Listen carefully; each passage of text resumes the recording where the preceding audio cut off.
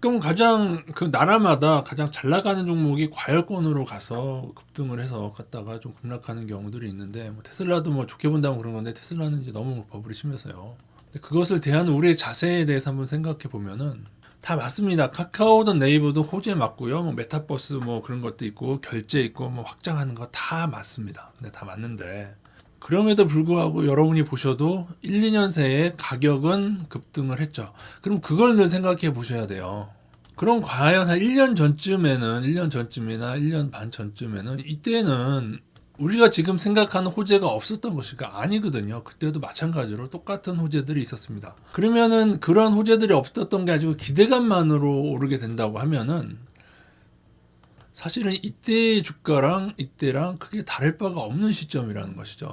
그러면 사실상 이런 정도의 상승을 가져오려면 실적이 좋아져야 되는데 실적은 두 기업 다 그렇게 만족스럽지 못합니다. 주가가 그래서 실적에 대비해서도 뭐 좋아지긴 했지만은 더 과열돼 있다 그렇게 표현을 하는 겁니다.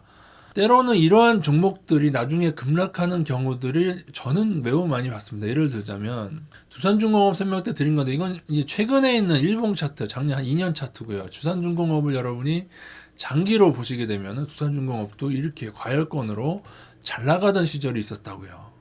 제가 이 종목을 언급드리는 이유는 제가 그 당시에도 이 종목이 과열권 넘어서 이 부채 비율을 많았기 때문에 향후에 위험해질 수 있다는 얘기를 들었던 종목. 물론 두산중공업처럼 업황이 꺾일 것이냐라고까지 묻는다면 네이버랑 카카오는 다를 수는 있겠죠. 이 지경까지는 안 갈 수 있지만은 적어도 이 정도까지 하락한 후에 다시 상승을 하는 업황이 안 꺾이지 않는다면 나중에 상승하겠죠. 하지만 고점을 회복하는데 오랜 시간이 걸리는 경우가 있다는 점을 여러분이 아셔야 된다는 겁니다.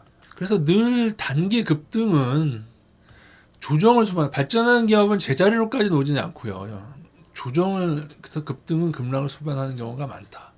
만약에 정말로 실적 자체가 이만큼의 상승을 따라온다면 그건 예외가 될 수 있지만은 대부분 그렇습니다. 삼성은 다를 것 같죠. 삼성 엔지니어링도 장기 차트 2002년부터 20년 차트 보시면 마찬가지입니다. 얘네들도 무리하게 끌어내렸다가 발전할 거라도 또 급락이 오고 이러다가 업황이 꺾이면 또 급락이 오고 그 전까지 무지하게 끌어올려 먹고 튄다. 삼성바이오로직스를 하시는 분들 조심하세요. 삼성바이오는 지금 여길 수도 있고 제가 볼 땐 적어도 여길 것 같은데요. 적어도 이쯤은 될 것 같습니다. 삼성바이오로직스는 향후에 그건 제가 작전주로 표현하죠. 삼성바이오로직스는 이렇게 하다가 이 정도에서 다시 상승하는 게 아니고 삼성바이오로직스는 굉장히 헷갈리게 하다 여기서 여러 번 헷갈리게 한 다음에 나중에 주포들 빠져나가면은 이렇게 떨어져서 크게 하락하는 패턴으로 셀트리온도 마찬가지고요. 그래서 삼성바이오로직스랑 셀트리온은 작전주 계열에 넣는 거고 네이버 카카오는 그 정도는 아닙니다. 완전히 제자리로 가지는 않을 거예요. 근데 중간에 좀 조정이 많을 수 있다. 그래서 아무리 우량주여도 단기 급등은 상당한 급락 조정을 수반한다는 것을 기억하시고 삼성전자 자체도 여러분이 장기 차트를 보시면 이렇게 올라오는 동안에도 이 굉장히 급락이 많았어요. 이 중에 이때였을걸요. 이땐가 어느 땐가 급락이 마이너스 70%까지 기간 조정이 나온 적도 있습니다. 네, 이거를 아셔야 됩니다. 발전하는 기업도 때로는 마이너스 50%, 삼성전자도 제가 알기로는 마이너스 70%가 가장 컸어요. 아니고 이때는 마이너스 40%대였고 어떤 더 큰 때가 예전에 한번 2003년도인가 한번 있었습니다. 예.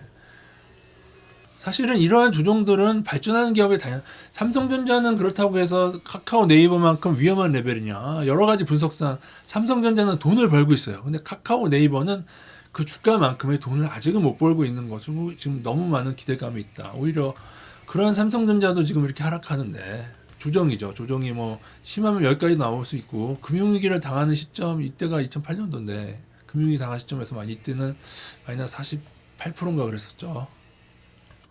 그리고 이연절이 어딘가에서 이연절인가 어딘가에서 한 마이너스 70% 구간이 하나 있습니다. 이게 작아 보이는데 그 당시로 돌아가면 한 마이너스 70% 있어요. 제가 나중에 예전에 뭐 언급 드린 적 있었을 겁니다. 다시 말씀드립니다. 모든 단기 1년마다 급등한 애들은 1년 전과 기대감이 뭐가 그렇게 바뀌었는가, 뭐가 더 좋은 게 있나 잘 생각해 보시면은 쥐뿔도 없다. 따지고 보면 그렇습니다. 예전에 그때도 기대감이 있었고 테슬라도 마찬가지죠.